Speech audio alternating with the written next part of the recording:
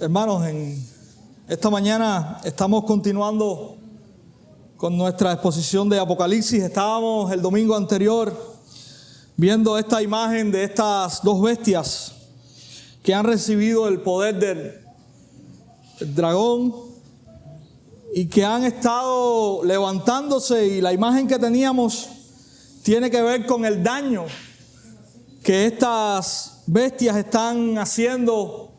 Específicamente en una parte del sermón veíamos cómo ellas se han levantado para engañar a la humanidad, y parte de eso también vamos a estar viendo en esta mañana en nuestro mensaje. Pero también una de las cosas que estas bestias están haciendo es dañando al pueblo de Dios, y bajo la autoridad de Dios o bajo el beneplácito o la permisibilidad de Dios, ellas están de alguna manera teniendo victoria, pero sabemos que esa victoria es temporal. David nos decía el domingo anterior que estas bestias tendrán autoridad, o tienen autoridad, o se le ha dado autoridad para vencer momentáneamente al pueblo de Dios.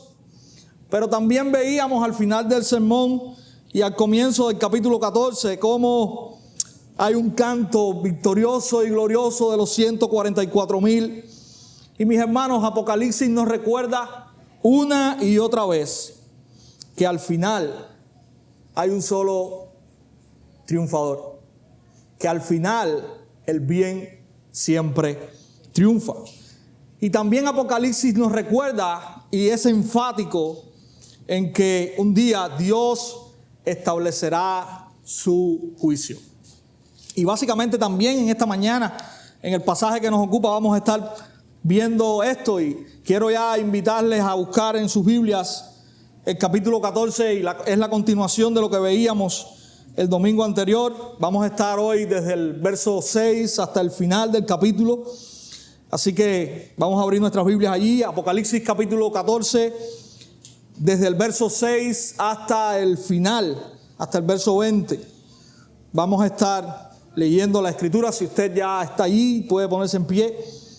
Dice la palabra del Señor: después vi volar en medio del cielo a otro ángel que tenía un evangelio eterno para anunciarlo a los que moran en la tierra y a toda nación, tribu, lengua y pueblo, que decía a gran voz: teman a Dios y den a Él gloria, porque la hora de su juicio ha llegado.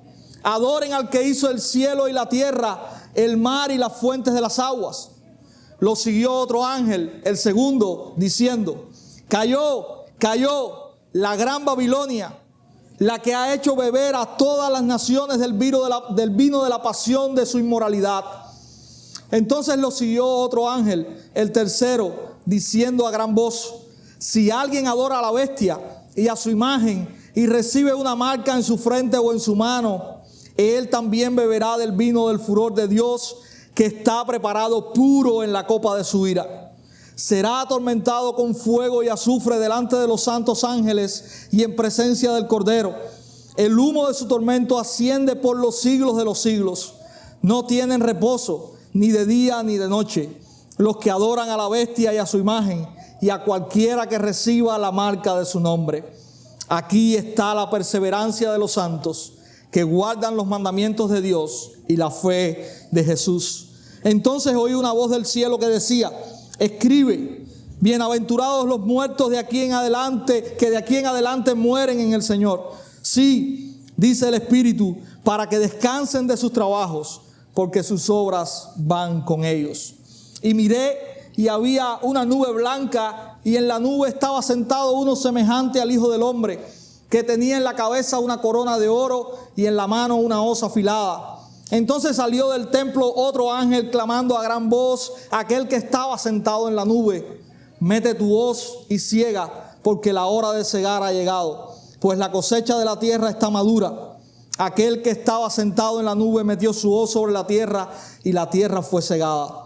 Otro ángel salió del templo que está en el cielo, que también tenía una hoz afilada. Entonces otro ángel, el que tiene poder sobre el fuego, salió del altar y llamó con gran voz al que tenía la hoz afilada, diciéndole: Mete tu hoz afilada y vendimia los racimos de la vid de la tierra, porque sus uvas están maduras.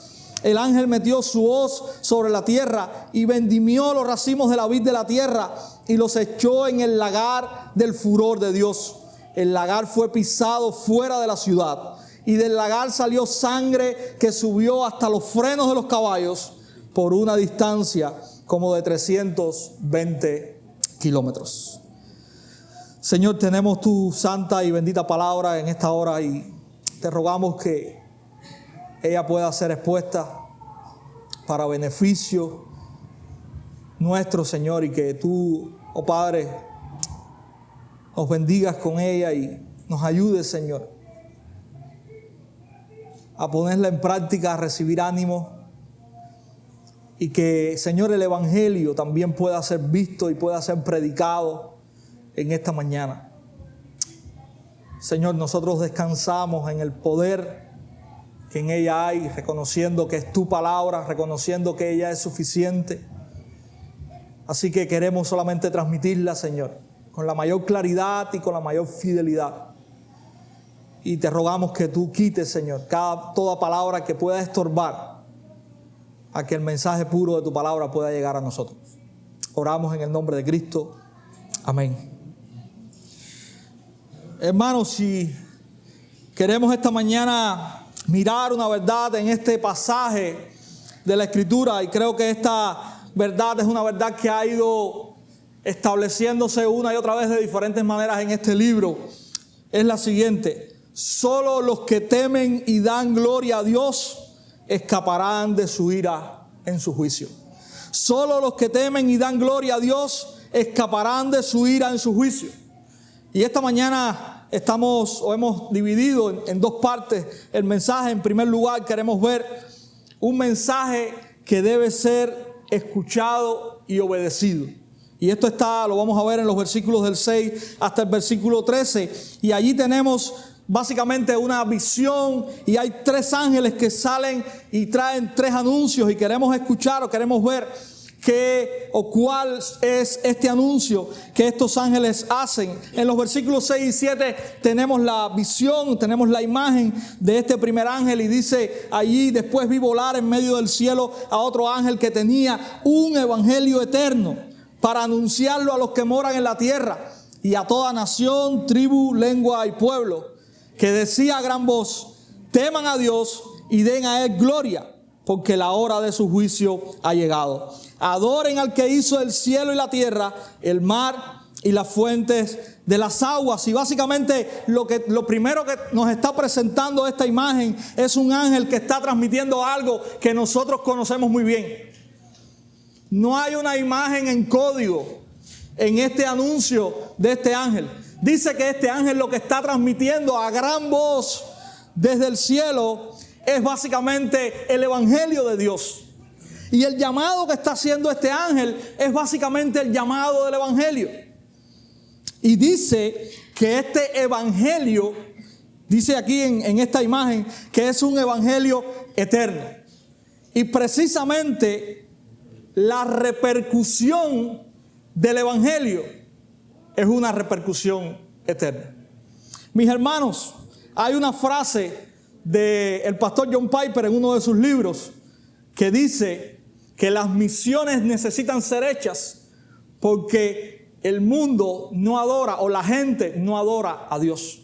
Y básicamente el clamor o el llamado o la voz potente que está trayendo este ángel es un llamado al hombre, al mundo, a regresar de la idolatría y adorar a Dios. Si entendemos el mensaje, el ángel está diciendo: teman a Dios y den a Él gloria, porque la hora de su juicio ha llegado.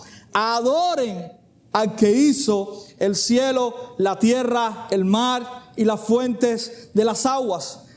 Él está vociferando desde el cielo algo que el mundo necesita hacer. Y lo que el mundo necesita hacer es temer a Dios y adorarle. Y esto, mis hermanos, dice aquí, y está en la imagen, dice que Él lo está proclamando a toda nación, tribu, lengua y pueblo. Y hay aquí un juego de palabras que usted va a ver muchas veces en Apocalipsis, que tiene 4 puntos. Y estos 4 puntos representan que este evangelio que está siendo proclamado por este ángel está llegando a toda la tierra.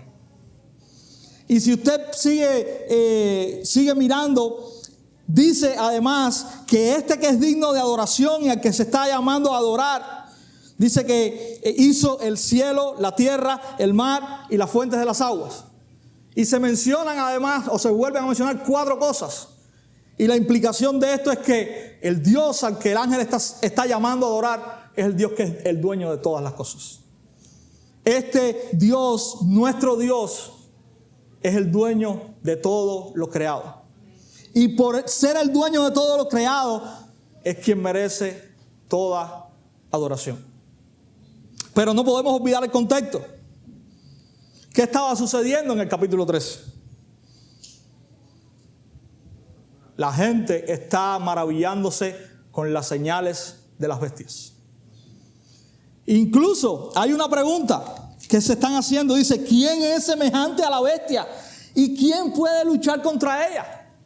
Mis hermanos, el mundo está tan adormecido ante los poderes y ante las cosas que en ellos hay, que ha olvidado a quién debe adorar. Y yo cuando escuchaba a David el domingo pasado y ahora cuando estaba preparando el sermón decía, cuán cegados están los ojos de la gente. Jesús vino, hizo milagros tremendos, resucitó muertos, sanó todo tipo de enfermos delante de los ojos de ellos. Sin embargo, cuando leemos esto, la gente se maravilla con las bestias o con lo que representan las bestias. Sin embargo, no se maravillan ante Dios. Mis hermanos, hay un llamado de este ángel que no es un llamado para tomar a la ligera. Cada uno de los hombres de este mundo tiene que abrir bien sus oídos, porque este llamado tiene repercusiones eternas. Si nosotros no hacemos caso a este llamado, y por eso en este punto yo les puse que este mensaje es para ser escuchado y obedecido. Si nosotros no nos doblegamos ante este evangelio eterno y no tememos a Dios y no le adoramos, hay una repercusión. Y el propio ángel lo dice. Él dice, porque la hora de su juicio ha llegado. Nadie podrá escapar del juicio de Dios si en esta vida y en este mundo no dobla sus rodillas ante Él y no le adora a Él. Si nosotros no cambiamos nuestra adoración de la bestia al Dios verdadero, el juicio de Dios viene con seguridad. Y todo este mundo, si sigue en sus pecados y en su idolatría, lo recibirá. Y no lo estamos diciendo desde una posición de orgullo, lo estamos diciendo desde una posición de tristeza. Porque cada uno de nosotros que estamos hoy aquí, tenemos personas en esa situación. Y realmente es triste ver cómo el evangelio es predicado y cómo los oídos son cerrados a esa realidad. Hermanos, el ángel está recordándonos el mayor mensaje, el mensaje más valioso que nosotros hemos escuchado. Y ese evangelio eterno no solamente ha sido predicado desde esta imagen, sino que esa es la misión de la iglesia del Señor. Nosotros en este tiempo estamos aquí para predicar ese evangelio eterno. Y si a nosotros nos constriñe la realidad en la que este mundo que está a nuestro alrededor vive, nosotros debemos estar predicando el evangelio. Porque mis hermanos, aquí no hay atajos. Usted no puede tomar una vereda para llegar bien a la presencia del Señor. El único camino es Jesucristo. Y nosotros como iglesia lo sabemos. Y nosotros como iglesia tenemos también que mostrarlo y enseñarlo a otros. Así que el ángel está recordándonos que llegará el día en que Dios juzgará a todas las naciones. Y lo único que hará diferencia ese día es haber escuchado y obedecido el evangelio eterno de Dios. Como iglesia, mis hermanos, debemos ver y entender este mundo a la luz de la eternidad. Y es triste, muchas veces la iglesia está perdida acerca de esto. A veces pensamos que la vida se trata de lo que podemos lograr, o de lo que podemos hacer, o de lo que podemos alcanzar. Se trata de lo que puedo obtener. Se trata de lograr la felicidad.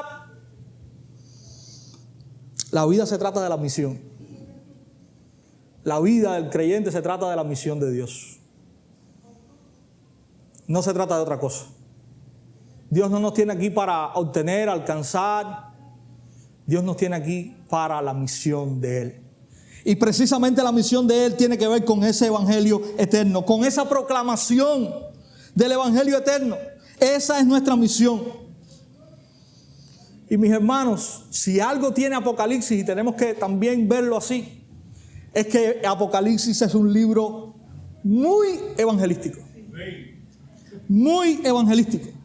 Nos recuerda una y otra vez, no solamente que el creyente está seguro en Dios, no solamente nos recuerda la esperanza que tenemos en Dios, sino que nos recuerda la realidad de que un día el ser humano tiene que enfrentarse con Dios.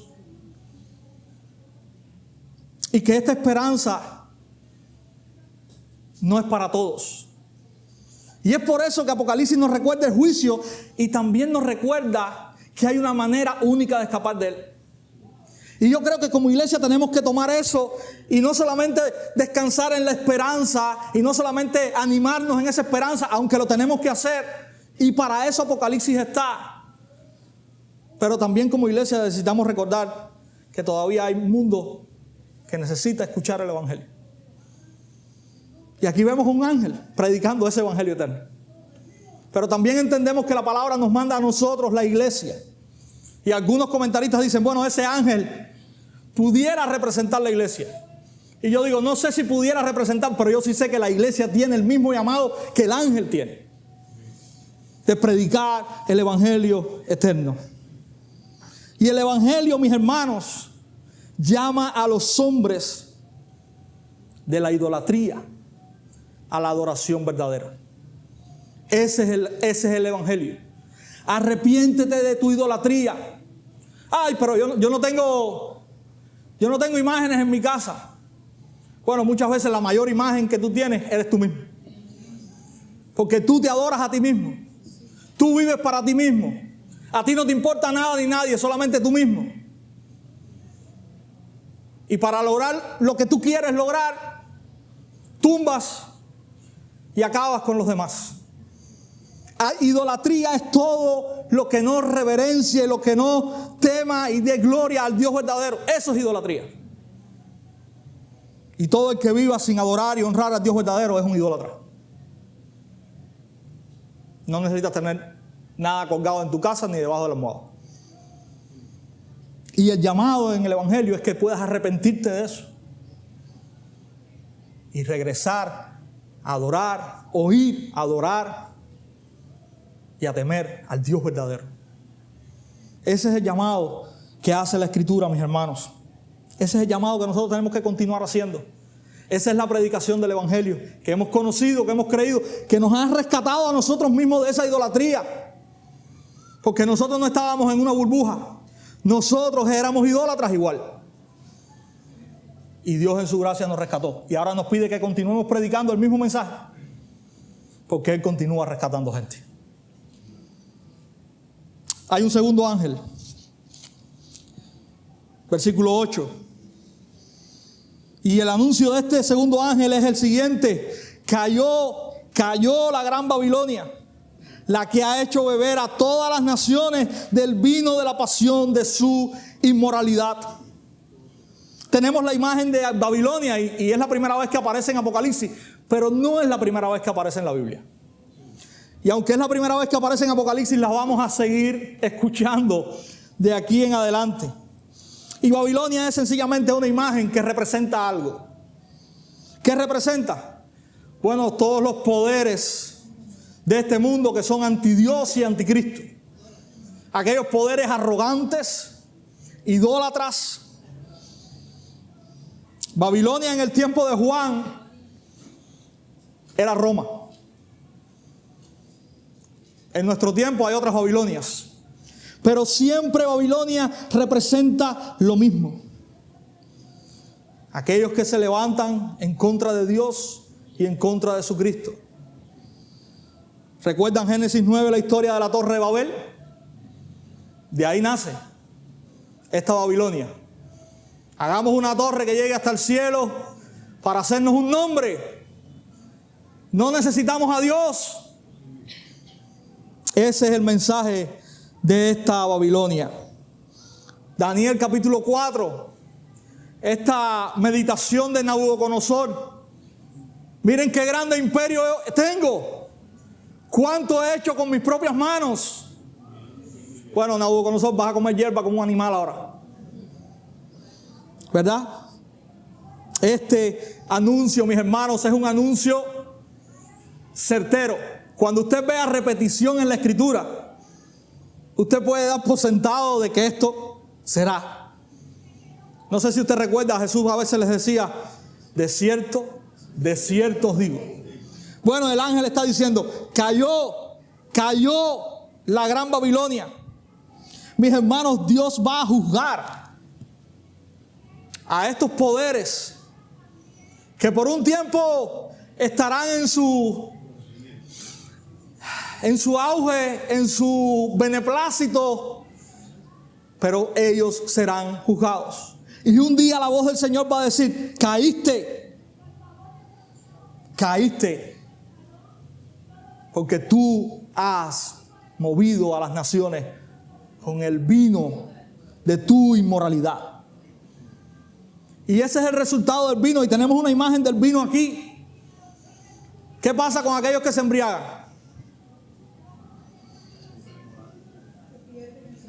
Pierden el control, sus sentidos están medio adormecidos. Así mismo es la imagen. Todos aquellos que beben el vino de Babilonia están tras Babilonia.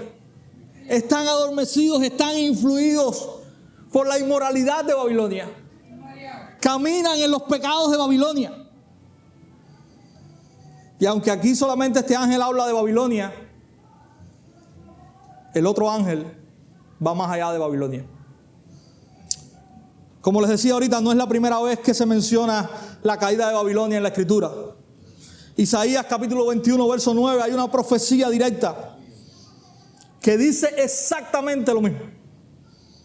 Dice así, he aquí, vienen hombres montados, jinetes de 2 en 2, y uno respondió y dijo, cayó Babilonia, y todas las imágenes de sus dioses están destrozadas sobre la tierra.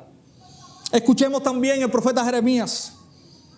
Jeremías 51, del 6 al 8, dice lo siguiente, huid de en medio de Babilonia, y salve cada uno su vida. No perezcáis por su culpa, pues este es el tiempo de la venganza del Señor. Él le dará su pago. Copa de oro ha sido Babilonia en la mano del Señor, que embriagaba a toda la tierra. De su vino bebieron las naciones, se enloquecieron, por tanto, las naciones. Hay una profecía directa. La destrucción de Babilonia es segura. Desde el Antiguo Testamento el Señor está diciendo, un día vas a caer, un día te voy a juzgar, porque tú has enloquecido las naciones con el vino de tu inmoralidad.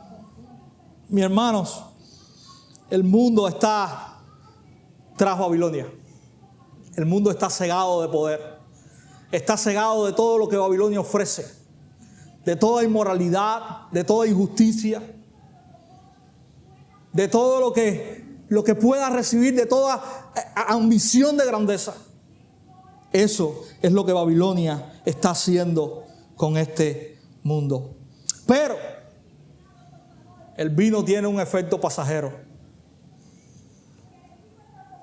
Y es por eso que también esta imagen de la caída de Babilonia es una advertencia. El vino tiene un efecto pasajero. Llega el momento en que se va el efecto y abres tus ojos y ves la realidad. Que la realidad no sea encontrarte frente a Dios. Escapa, como dice el profeta Jeremías, huid de en medio de ella, salve cada uno su vida, no perezcáis por su culpa. Ahí está la advertencia. Mis hermanos, el tercer ángel trae también un anuncio. Y como les decía ahorita, no solamente hay un juicio contra Babilonia, sino que la voz del tercer ángel ahora trae un juicio que va también a repercutir en aquellos que son embriagados con este vino. Versículos 9 en adelante hasta el 11 dice: entonces lo siguió otro ángel, el tercero, diciendo a gran voz: si alguien adora a la bestia y a su imagen y recibe una marca en su frente o en su mano, él también beberá del vino del furor de Dios, que está preparado puro en la copa de su ira. Será atormentado con fuego y azufre delante de los santos ángeles y en presencia del Cordero. El humo de su tormento asciende por los siglos de los siglos. No tienen reposo ni de día ni de noche los que adoran a la bestia y a su imagen y cualquiera que reciba la marca de su nombre. Aquellos que han sido embriagados con el vino de Babilonia, que han quedado absorbidos y anonadados con el poder de esta bestia y que han repudiado y renunciado la adoración al Dios verdadero, recibirán esto. Hay un contraste aquí entre los dos vinos. Dice que el vino del Señor es un vino puro. La imagen que tenemos aquí es un vino puro. Y yo quiero leer lo que el salmista dice en el Salmo 75. Y el salmista está hablando acerca de esto. Salmo 75.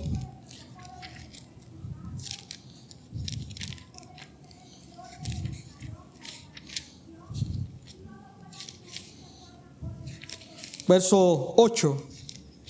Dice lo siguiente: porque hay una copa en la mano del Señor, y el vino se fermenta, lleno de mixtura, y de este Él sirve. Ciertamente lo sorberán hasta el fondo, y lo beberán todos los impíos de la tierra. El salmista está proclamando este día de la ira de Dios. Y está usando la misma imagen del vino. Y es interesante, aquí nos habla acerca de un vino que es puro. Y en el tiempo de Juan, normalmente el vino siempre se rebajaba. Y mientras más pobre era la gente, más rebajaba el vino. Sin embargo, la imagen que tenemos aquí ahora es de un vino que es puro. Es un vino que es fuerte. Así que el efecto de este vino es un efecto mayor. Mis hermanos, la imagen que tenemos aquí es la imagen del juicio de Dios contra los que aman la bestia, contra los que aman a esta Babilonia. Y básicamente se nos está diciendo que el resultado y el juicio para ellos es un juicio espeluznante. ¿Quieres recordar los detalles? Será atormentado con fuego y azufre delante de los santos ángeles en presencia del Cordero. Y no sabemos si el fuego y el azufre es literal. Probablemente el fuego y el azufre sean una imagen de algo peor. Probablemente. Recuerden que estamos en Apocalipsis. Pero usted quiere que le diga algo. Si es fuego y azufre, con eso basta. Dice además que serán atormentados delante de los santos ángeles y en presencia del Cordero. Y hay algunos que creen por ahí que bueno, el castigo del infierno es la ausencia de Dios. Bueno, dice Apocalipsis que no. Dice Apocalipsis que serán atormentados en la presencia de los santos ángeles de Dios y del Cordero. ¿Hasta cuándo? Verso 11. El humo de su tormento asciende por los siglos de los siglos. Por siempre. Por siempre. Nosotros no somos de los que creemos en la aniquilación del alma. No, eso no es un tema o no es una doctrina de la Biblia. La Biblia dice que el juicio de Dios es por los siglos de los siglos. Así como los santos viven con Dios por los siglos de los siglos, aquellos que son juzgados por los siglos de los siglos. No tienen reposo, ni de día ni de noche. Hermanos, el infierno es eterno. El juicio o los resultados o las consecuencias de seguir tras la bestia, de seguir tras Babilonia, de seguir tras la idolatría de este mundo, tiene consecuencias eternas. Las consecuencias no son débiles, no son sencillas, son severas. Y este es el triste resultado de rechazar el Evangelio. Y yo quiero hacer un llamado, si tú estás hoy en esa condición, donde Dios no es el objeto de tu adoración, estás escuchando esta mañana lo que puede sacarte de recibir este juicio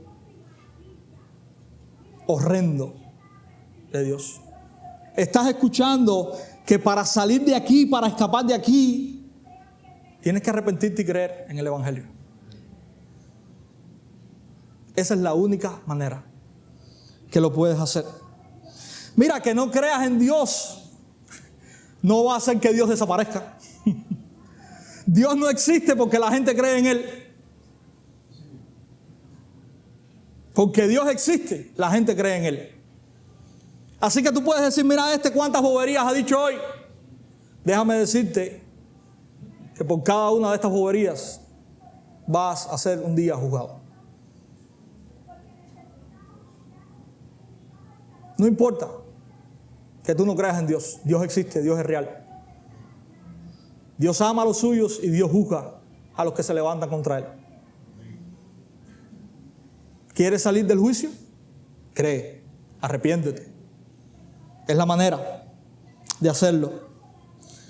La credibilidad de Dios no se siente opacada por tu incredulidad. Tú necesitas creer en ese Dios que es más real que tú. Mis hermanos, hay un contraste de versículos 12 y 13. Aquí está la perseverancia de los santos que guardan los mandamientos de Dios y la fe en Jesús. Entonces oí una voz del cielo que decía: escribe, bienaventurados los muertos que de aquí en adelante mueren en el Señor. Sí, dice el Espíritu, para que descansen en sus trabajos, porque sus obras van con ellos. Y el versículo 12 es un contraste del versículo 8. Es un contraste porque aquí están los que no han bebido del vino de la pasión de Babilonia. Aquí están ahora los que han creído en el Evangelio eterno.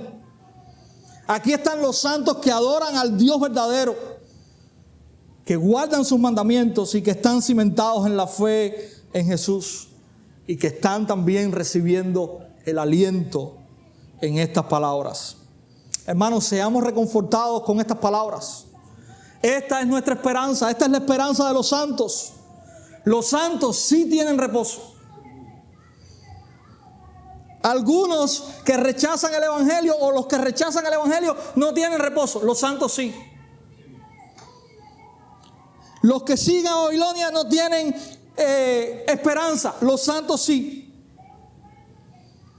Estos que reciben este ánimo son aquellos que no están tras la copa pasajera de Babilonia, sino que aún en este tiempo se regocijan en las aflicciones pasajeras pero un día recibirán la gloria y el reposo y el abrazo de su Salvador.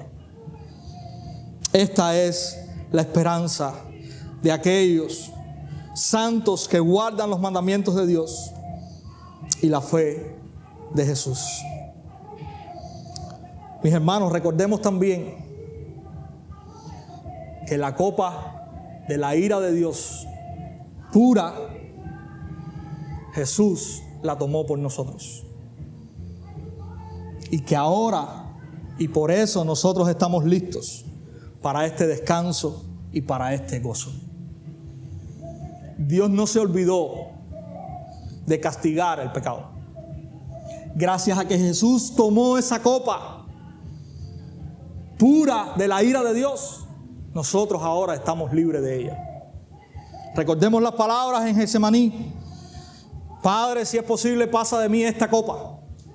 Esa es la copa de la ira de Dios. Pero no se haga mi voluntad, sino la tuya. Gracias al sacrificio de Cristo, nosotros ya no tenemos que beber de esa copa de la ira de Dios. ¿Cuáles son las consecuencias de no escuchar y de obedecer este mensaje? Versículos 14 al 20. Hay una imagen de la ciega en este punto.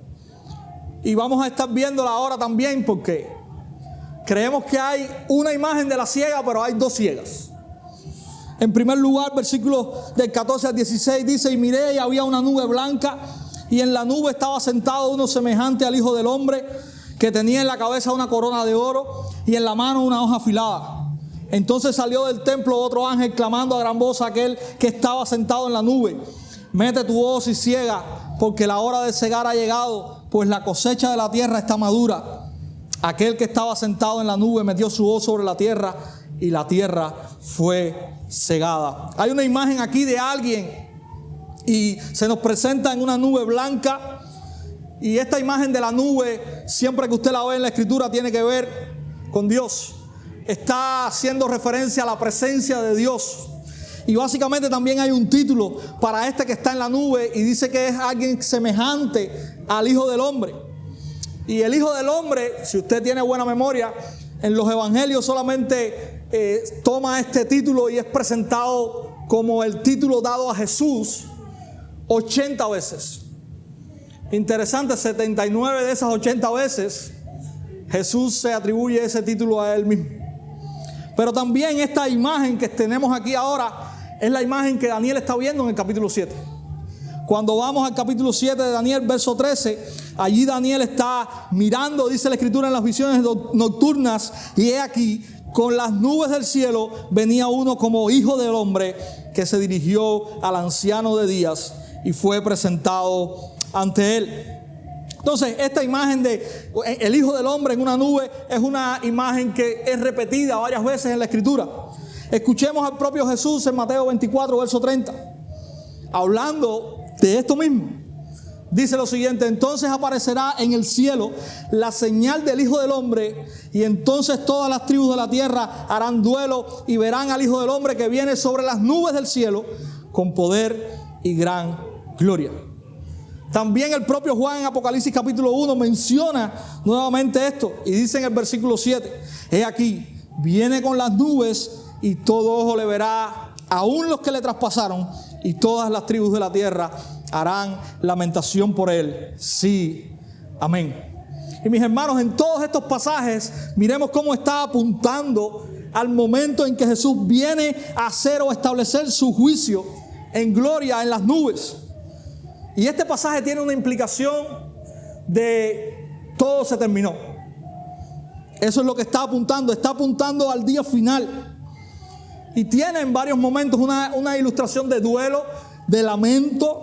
Jesús mismo en Mateo 24 lo está diciendo, porque prácticamente lo que está representando es que ahora el Hijo de Dios viene en gloria a establecer su juicio. También se nos dice en esta imagen que este viene con una corona. Y es interesante porque la palabra corona que se usa aquí no es la palabra corona que implica la corona que es puesta sobre un rey. No es esa palabra. Que es la palabra en griego diadema. La palabra que se usa aquí es la palabra que implica la corona que se ponía sobre aquellos que vencían en los juegos. Es la palabra que se usa para denotar a un vencedor. Es la palabra que tenemos aquí. Y mis hermanos, lo que representa esta corona en la cabeza del Hijo del Hombre es que este que viene a establecer su juicio es aquel que ha vencido. Estamos viendo al Hijo del Hombre vencedor que viene a establecer su juicio. Y ahora es interesante porque, y les decía ahorita, parece que esta imagen nos habla de dos ciegas. En la primera ciega, que es donde se dice que el Hijo del Hombre mete la hoz y ciega, nosotros no tenemos ningún detalle de juicio. Quiero que usted se dé cuenta de esto. Solamente se nos dice que metió la hoz sobre la tierra y la tierra fue cegada. No dice más nada. El detalle del juicio viene a continuación. Versículo 17 en adelante. Dice, otro ángel salió del templo que está en el cielo, que también tenía una hoz afilada. Entonces otro ángel, el que tiene poder sobre el fuego, salió del altar y llamó con gran voz al que tenía la hoz afilada, diciéndole, mete tu hoz afilada y vendimia los racimos de la vid de la tierra, porque sus uvas están maduras. Y miren versículos 19 y 20. El ángel metió su hoz sobre la tierra y vendimió los racimos de la vid de la tierra y los echó en el gran lagar del furor de Dios. El lagar fue pisado fuera de la ciudad y del lagar salió sangre que subió hasta los frenos de los caballos por una distancia como de 320 kilómetros. Y si usted tiene la Reina Valera dice 1600 estadios. Hermanos, aquí en este juicio, en esta parte de la ciega, sí hay una expresión de juicio.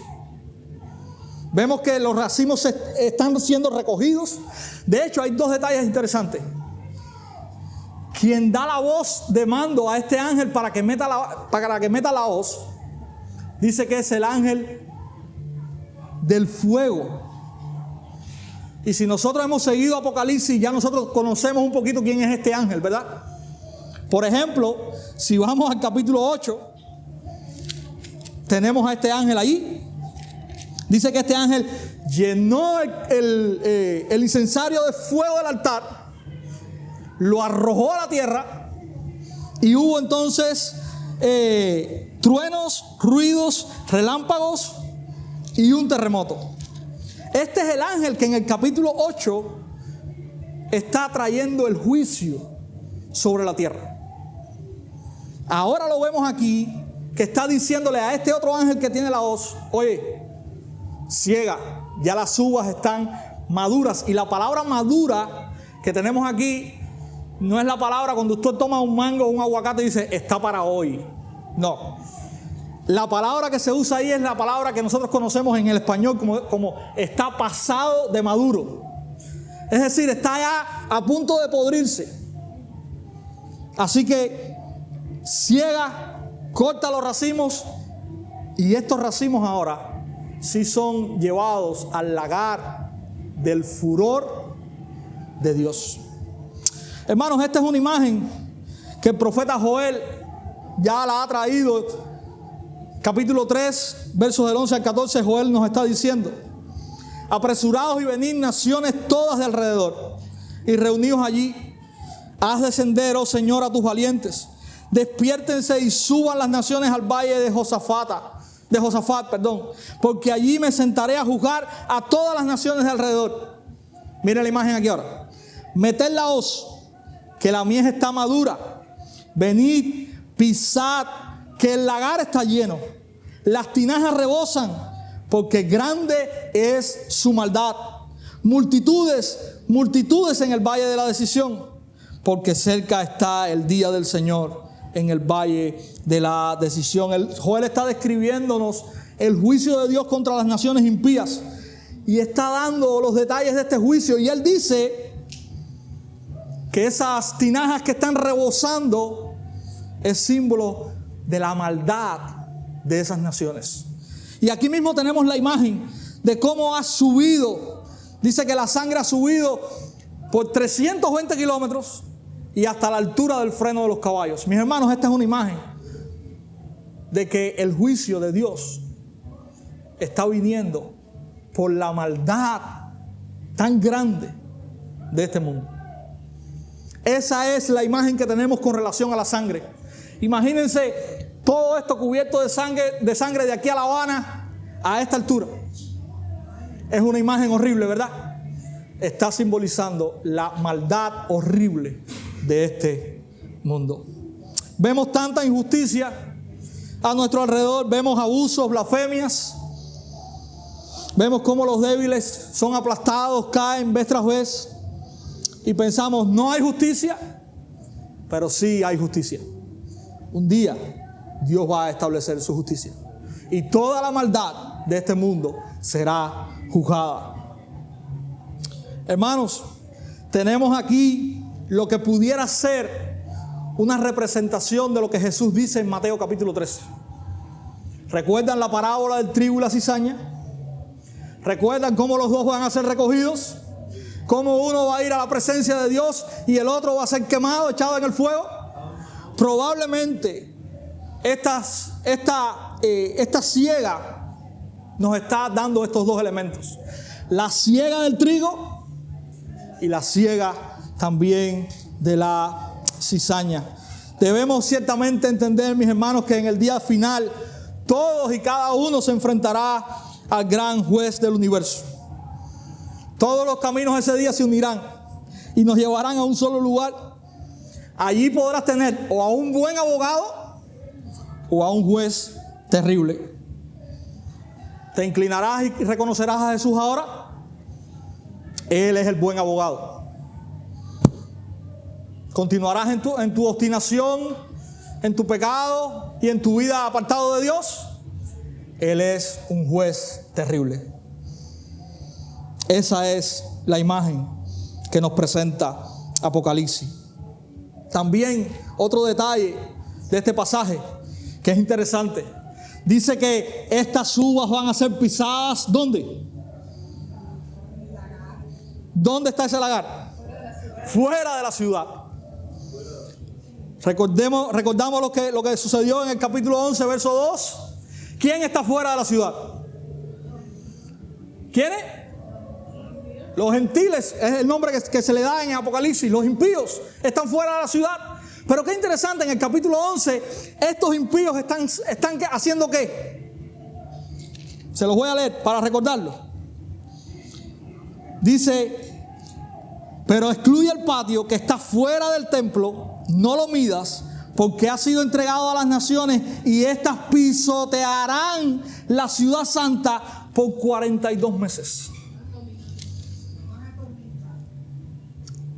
Aquellos que están fuera, que en un momento, estos famosos 42 meses, o 1260 días, o 3 años y medio, o tiempos y la mitad de un tiempo, van a estar pisoteando al pueblo de Dios. Ahora, en este día, estarán siendo pisoteados en el lagar de la ira de Dios. Qué interesante, Dios está vindicando, Dios está haciendo justicia a aquellos que pisotearon por un tiempo a su pueblo. Hoy ha venido el juicio de Dios y Dios ahora los está pisoteando a ellos. Qué grandiosa imagen, mis hermanos. El pecado está siendo pagado fuera de la ciudad. Qué gran recordatorio esta verdad. Jesús también fue sacado fuera de la ciudad para pagar por nuestro pecado. Dice el autor de Hebreos esto en el capítulo 13, verso 12. Jesús salió fuera de la ciudad y allí pagó por nuestros pecados. Miremos esta imagen en Isaías 63, versos 2 y 3. Dice el profeta, ¿por qué es rojo tu ropaje y tus vestiduras como las del que pisa el lagar?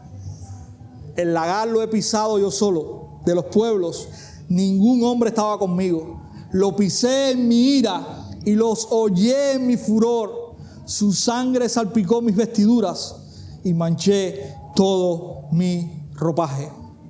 Este es un paralelo con lo que dice los versículos 19 y 20, y también con lo que dice en el capítulo 19, versículo 15, que dice lo siguiente: de su boca sale una espada afilada para herir con ella a las naciones, y las regirá con vara de hierro.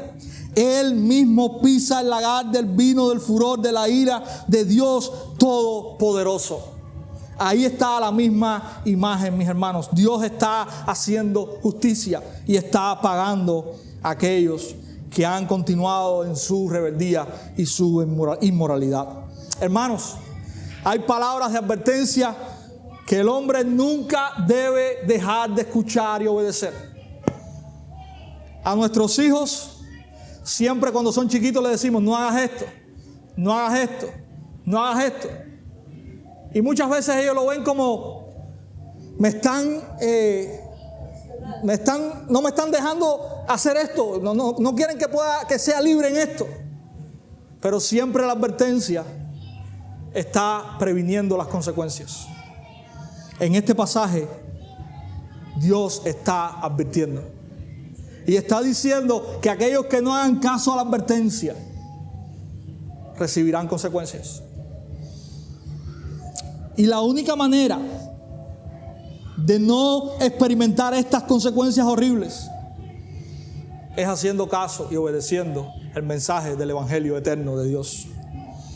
Apocalipsis, mis hermanos, es una dulce melodía de esperanza para los que tienen la fe en Jesús y obedecen perseverando en los mandamientos de Dios.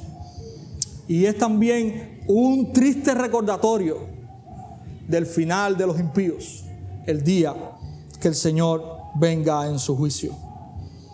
Es por eso que este texto nos recuerda que solo los que temen y dan gloria a Dios escaparán de su ira en su juicio.